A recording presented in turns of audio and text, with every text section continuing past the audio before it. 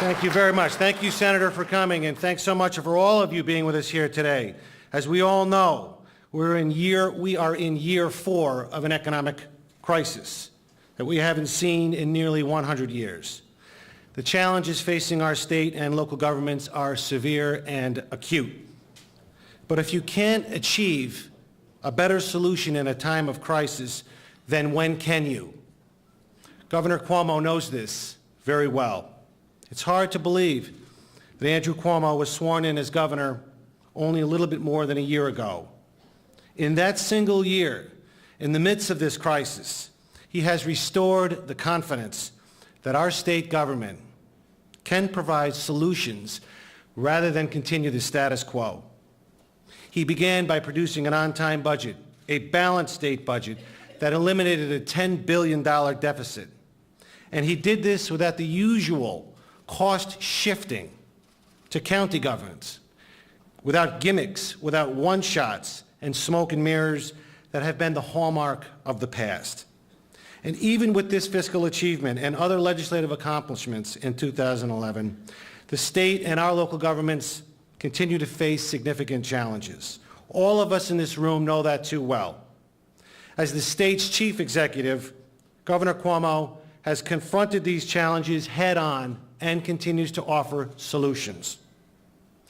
The governor's budget offers reforms to the biggest cost drivers facing county taxpayers. Among them, he is proposing a new pension tier that will save local governments $79 billion over 30 years. He is also, of significance, proposing a phased-in takeover of the growth in Medicaid to completely free county taxpayers from increases in the Medicaid costs going forward. This is a long-needed step in the right direction, and Governor, we thank you.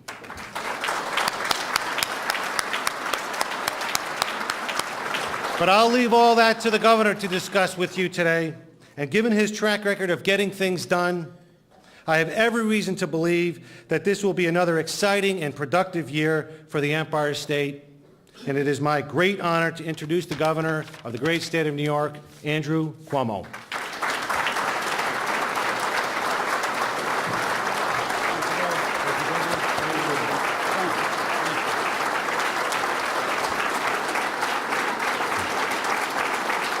Thank you. Thank you. Thank you. Thank you. Thank you. Thank you very much. First to Steve Aquario, who is really doing a phenomenal job representing you and people all across the state. Let's give him a round of applause for his good work.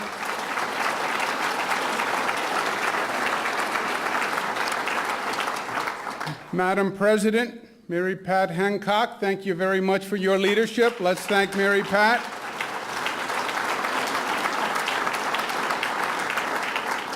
To the entire NYSAC board, to my colleagues who were introduced, who are here, Assemblyman Bill Magnarelli and Senator George Maziard, let's give them another round of applause.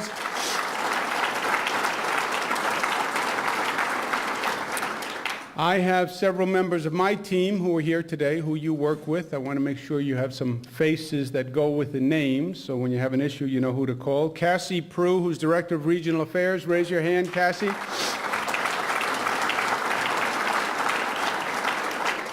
Letizia Tagliaferro. You don't have to raise your hand, you're so tall. Letizia. That is an old Irish name, if you don't know. Letizia Tagliaferro. Joseph Percoco, who many of you know.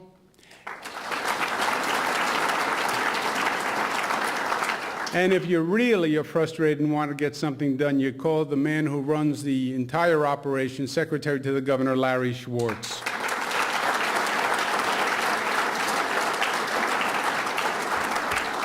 Listening to Steve's introduction, it's only been a year. I'm starting my second year. But it was a very long year, I want you to know. I was at an event a few weeks ago, and a woman came up who I had known for many, many years, and she got right in front of me, and she looked at me, and she took a little step back, was like a little startled, and she said, "Oh, you look, I said, "The word is older. The word is older. That is the word." She said, no, I was going to say more distinguished. I said, yes, the word is older.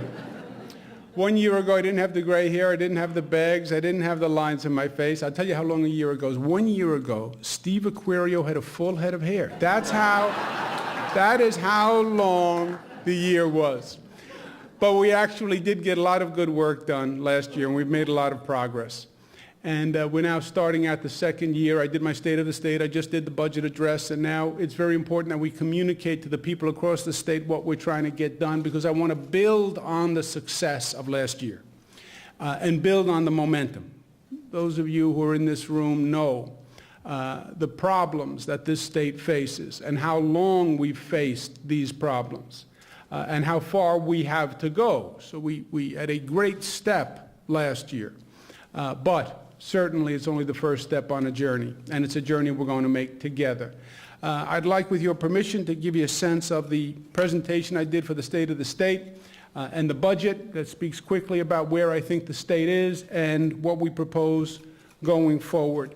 As we've all discussed last year, we started off, we said that we were at a crossroads in this state, that we had tremendous problems among the people of this state. The economy had wreaked pain all across the state, and people were really feeling the anxiety and the hardship.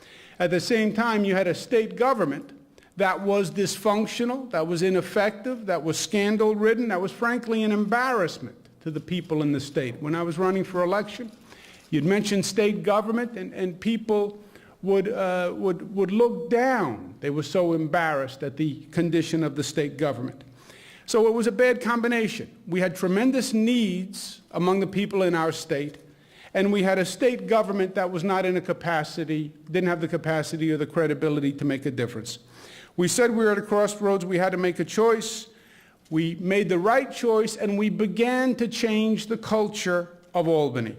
We had a very good year in terms of accomplishment, and the legislature really did perform. We closed a $10 billion deficit. We did it with no gimmicks. We did it on time. First ever property tax cap. We closed 3,800 prison beds that we didn't need. We eliminated the MTA payroll tax, which was a terrible tax downstate, especially on small businesses. We passed the toughest rent regulations in 30 years. We achieved marriage equality for all New Yorkers. We launched the New York Open for Business campaign and our regional councils, which have been very effective all across the upstate in focusing on economic development. A real affordable energy policy brought desperately needed flood relief to parts of this state that were devastated in the floods. And when you think back to last year, the floods didn't affect large parts of the state.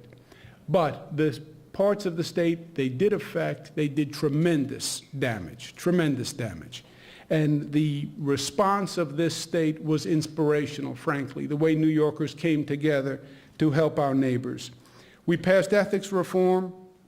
We attacked chronic high unemployment among inner-city disadvantaged youth with an innovative jobs program, and we lowered taxes for the middle class to the lowest rates in 58 years, believe it or not. And middle class defined as those between $40,000 and $300,000. Lowest rate in 58 years, really turning around the reputation of this state as the high-tax state. So it was a great year in 2011. But we've only just begun building a new New York. What does this budget mean for you as county executives? Someone told me you're interested in mandate relief. Is that true?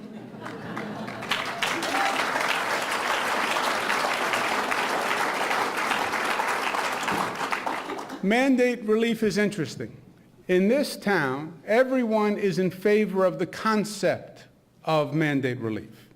And you ask anyone and they say, yes, I believe in mandate relief, I support mandate relief. Okay, this is mandate relief. Oh, that I have a problem with.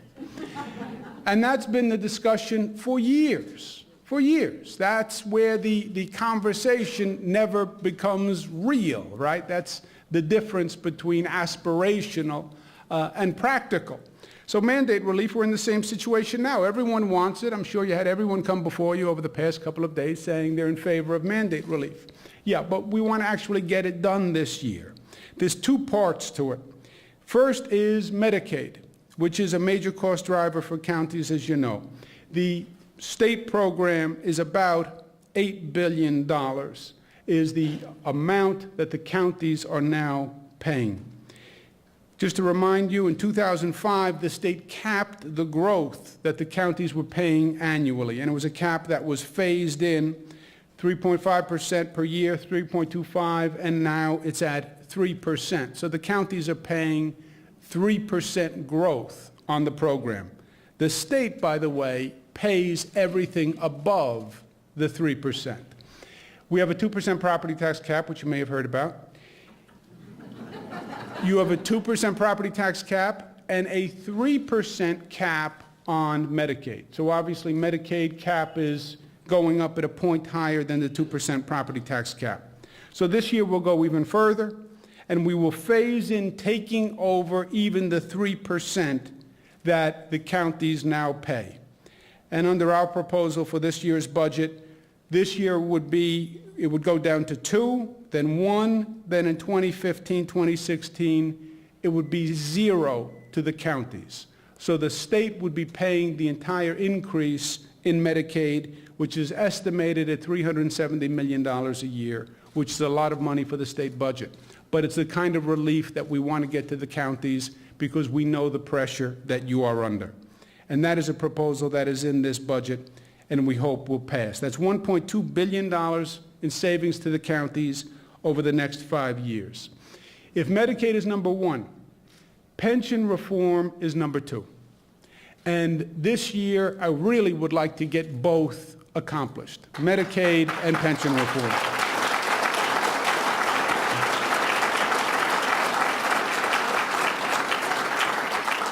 Now, the numbers on pension reform are staggering, and we just can't sustain the growth in the pension system. There's been a 185% increase from 2009. It is staggering, and it is affecting not just the state budget, the state payroll, it's not just the county, it's every local government in this state is suffering under this burden. It's unsustainable, it has been growing, but this year it actually has to change. We propose a new Tier 6, which would have a voluntary option for defined contribution plans, which follows an existing model that now is in the state, TIA-CREF, in the SUNY system for professors. They can have a 401 type option. We would propose that as an option for the entire system. This would actually have benefits for the employee also, because the employee could vest in 1 year instead of needing 10 years to vest, and it would be a portable plan. We would also propose reforms that have progressive contribution rates, 4%, 5%, and 6%, depending on the income of the employee, share in the risk reward in the pension program, and reforms that would end pension abuses by excluding overtime and other payments from the final average salaries. When I was Attorney General, I did a host of cases on what I call pension abuse. Pensions were a fair deal that we made with public servants who gave a lot of themselves and their families, and in some cases put their lives on the line to protect community. But in many cases, these pensions have been abused. And in the last years, there is a gimmick where people run up the overtime, sometimes double their salary, only to set the pension rate high for their retirement. That is not fair, it's not right, it's not what the deal was, it's abusive to taxpayers, and it has to end this year.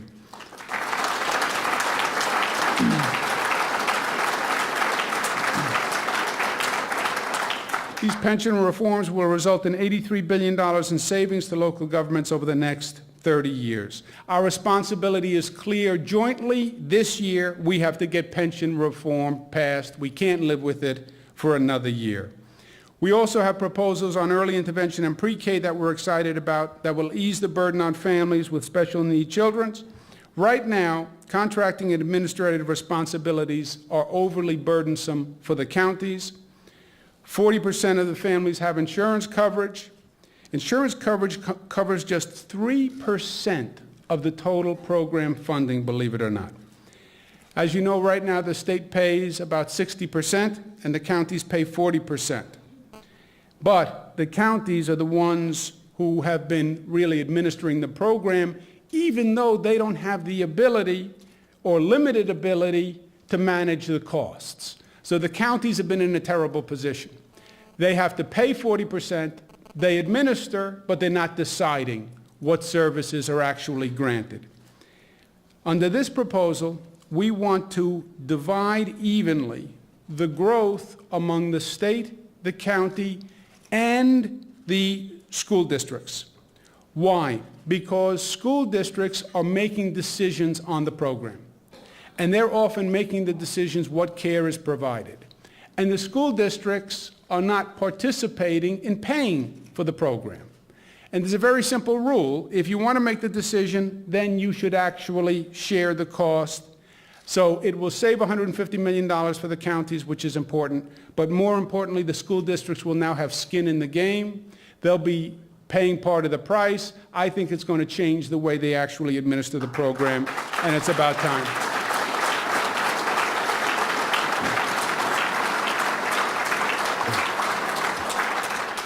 So in the new budget, there are a lot of provisions that are specifically for local governments that will make a difference.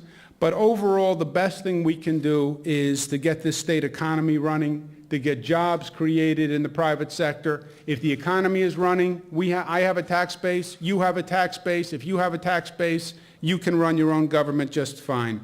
And we have several provisions that we believe will keep the economy running. First, the regional councils are working very, very well. The economic development competition, it's excited communities all across upstate New York. We had a first round. Many of the communities did very well in the first round. I want to have a second round of regional economic development grants. Let's keep the momentum going, another $200 million, because it is about bringing jobs back to this state, and this is the best hope we have.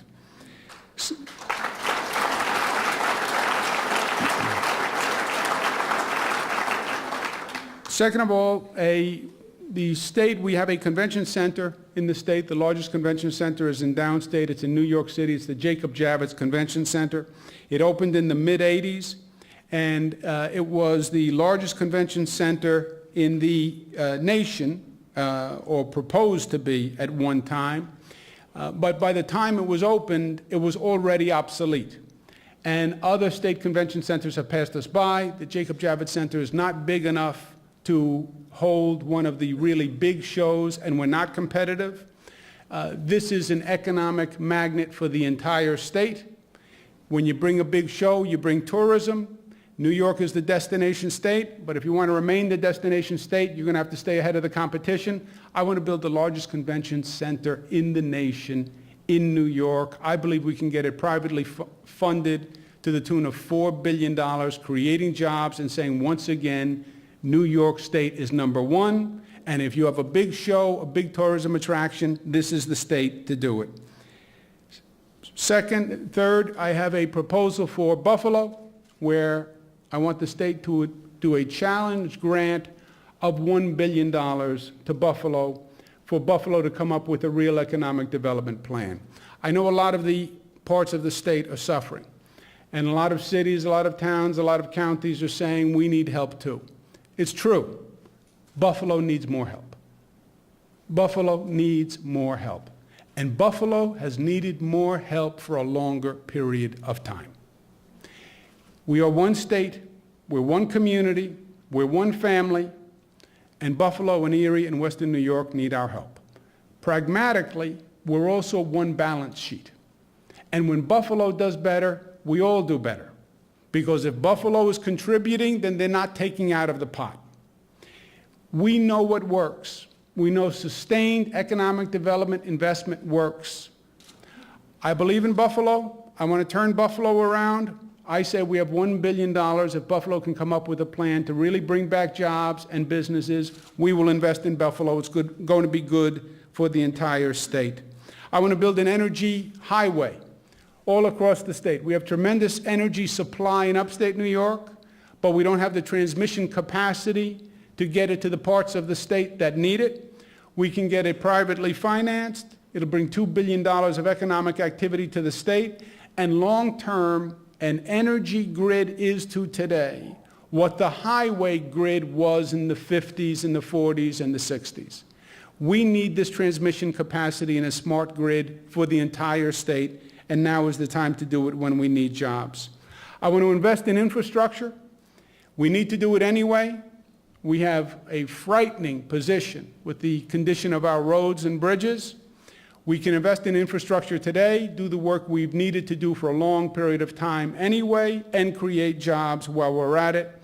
We would accelerate our capital plan and improve 100 bridges, 2,000 miles of roads, water systems, state parks, flood control projects all across the state.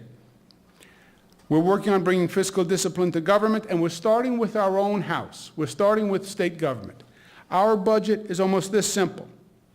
State operating funds this year will go up 1.9%, under the 2% cap, for those of you who didn't happen to notice.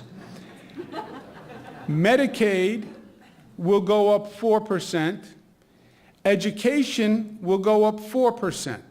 All right? So here's my budget, just so when you're thinking about points of comparison. We go up 2% overall, but aid to localities, which is the single largest part of the budget, 4% for Medicaid, 4% for education, that goes right out to local governments. We're a 2% increase after the 4 and the 4, which means the state agencies, my costs, my agency costs, my personnel costs, have to be at 0. So all my agencies are flat at 0, which, as you know, is really a cut because the lease is going up and the health costs are going up. So to keep it at 0, you're really cutting 4% Medicaid, 4% education, and 2% overall. The 2% state funds. Overall spending for the state will go down for a second year in a row, what they call the all funds budget. When you add in all the money, the federal money, everything we're spending, the state budget is going down below 0. A real cut, not a cut against growth, a cut below 0. So we're doing our part, I believe, on the state side. Number 7, let's focus on reforming public education, and this is going to be one of the biggest battles we have this year. It's going to be, the biggest battles will be the pension reform and public education reform. One of the most interesting lessons that I learned last year, my first year as governor, was in the area of public education. I learned that public education in New York is very big business. And I learned that everyone involved in the business of education has a high-priced lobbyist in town. Superintendents, they have lobbyists. Principals have lobbyists. Teachers have many, many lobbyists, by the way. School boards have lobbyists. Maintenance personnel have lobbyists. Bus drivers have lobbyists.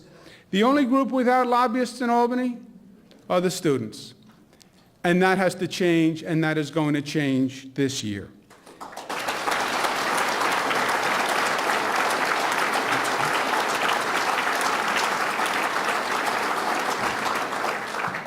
So this year I'm going to take a second job. That's my door. I'm going to be the governor of the state. I'm also going to be the student lobbyist. I'm going to take this second job on a pro bono basis, so I don't have any ethics problems and I don't give the reporters anything to write about. But I am going to be the de facto student lobbyist in Albany, and we're going to start this year. Because education simply should be about the students' interests and not the business interests. It is almost that simple. We're going to have to change our thinking on public education, from talking about the process to the results, from talking about the system and protecting the system and funding the system, to the individuals who are supposed to be served by the system. We have to stop being focused on the salaries and the pensions of those who work in the system and start focusing on the graduation rates and the test results of the students who are supposed to be served by education. It's not about the bureaucracy and growing the bureaucracy and maintaining the bureaucracy and the funding stream. It's about the student. It's not about the adults. It's about the children. It is that simple. And we have to change our thinking to reflect this. And we have to change our actions to reflect this reality. And we have to start with a real teacher evaluation system.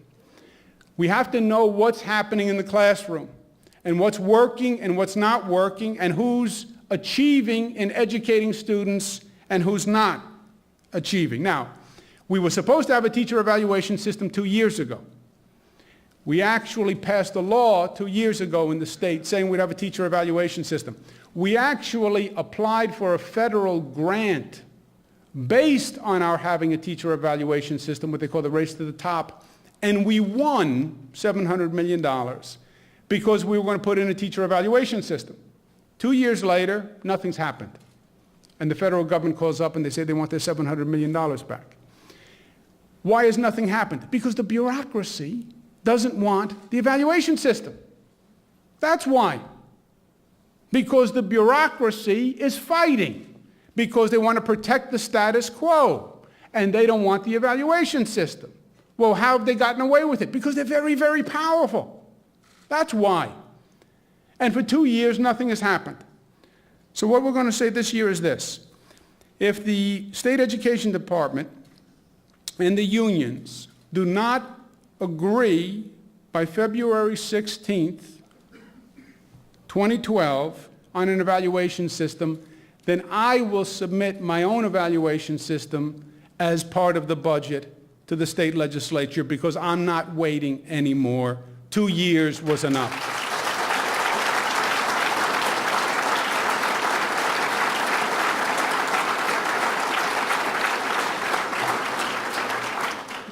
And then step two, once we have the evaluation system, if the local school districts, we will give the local school districts 1 year to then work it out with their local union and agree on an evaluation system.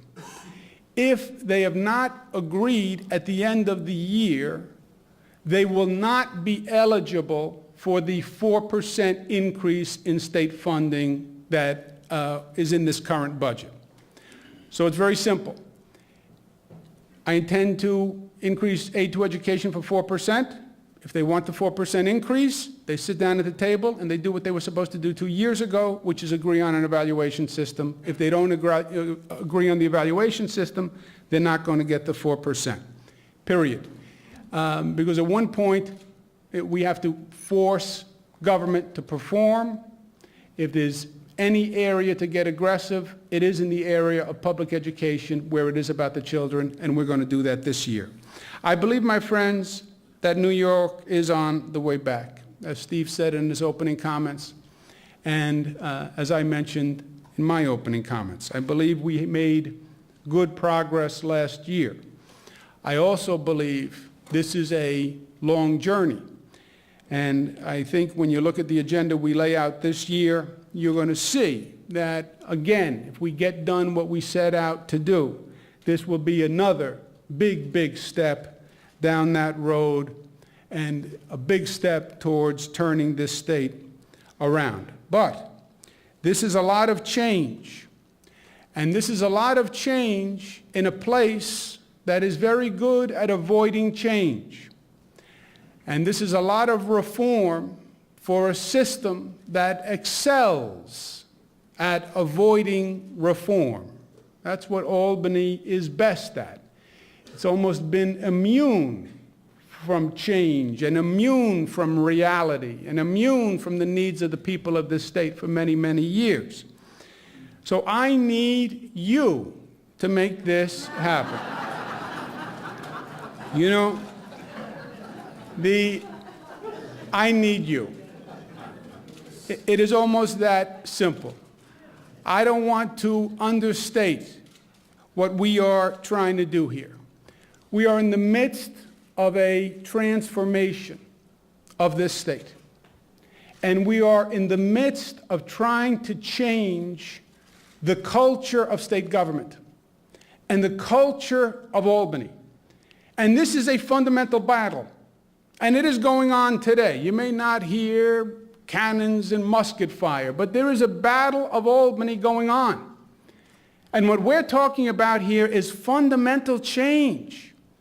This has been a system that for 15 years has been dysfunctional. For 15 years has been operated by the special interests. And I'm now saying I want government to work for the people. And I want to change 180 degrees the culture. It's not about the business of government. It's about the service of government. It's not about the money in government. It's about what we're doing for people. These programs are not about the industry of the program. It was about the goal of the program. Medicaid is not to make hospital owners rich, and doctors rich, and nurses rich, and home health care workers rich. It was to help poor people who needed health care. That's what Medicaid was about. Education is not about the lobbyists and the press relations people. It's about the student.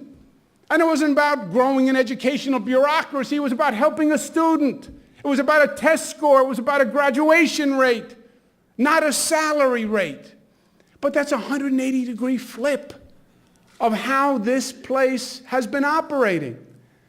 I want New York to be a state that is open for business. 15 years, we did everything we could to repel business. We have no future as the tax capital of the nation. We don't. We want to roll out the welcome mat. And we want to say we want businesses here. We want opportunity. We want jobs. We want growth. We want our children staying here. But this is a dramatic shift in the system. We started last year. I believe we're going to continue it this year. But I need you because it's not going to happen in this town. If the battle is engaged in this town, then the special interests that have controlled this government for 15 years are going to win again. We only win this battle when we get the people engaged in communities all across this state.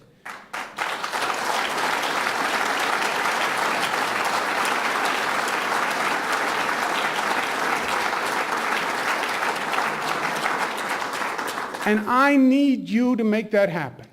You are a vital, vital partner in this equation. And you all have a role. You can't come here for a few days and say, well, I told them in Albany what to do, and then go home and expect that it's going to happen. I need you engaged in the battle. You want Tier 6, you want pension reform, then make it happen. It's not going to happen by just telling people in this town. They've stopped it for 15 years. They're not going to do it now. You have to take the responsibility. We want to get towns and villages to consolidate because we can't afford 10,521 governments in this state. Then you make it happen. You bring them together. You have the conference. You come up with the incentives. You want to get these reforms done? Get your assemblymen, get your senators, bring them together and say, I need this for my county. Bring your towns together, put them at the table with the assemblymen and the senators and say, I don't care what they tell you in Albany. I need pension reform here because we can't afford it anymore. And if you don't have Tier 6, I can't pay the cost of the pensions. Make it happen. You can. And I'm telling you, we have the wind at our back and we have the momentum. And we had a victory last year, and we just have to keep it going this year. And if you do what you have to do, and I do what I have to do, we're going to make this state a better state. And at the end of the day, it's very simple. You can't succeed unless we all succeed. Nobody lives in a county. People live in a city, they live in a town, they live in a county, and they live in a state. And we are all in the same ship. It is the ship of state. People live in New York, and they live in Westchester, and they live in Onondaga, and they live in Erie, and they live in towns, and they live in villages, and either they all work or we all fail. So there is no equation where the counties do well, but the state doesn't. There is no equation where the state does well, but the counties don't. We are one, we are one, we are one, we are united. And why do we do it? Joni Mahoney told me the other day why we do it. She said, you know, Andrew, at the end of the day, the reason I do this is because I want to leave this place a better place for my 4 boys. I want them to experience the same opportunity and the same gift of New York that we had.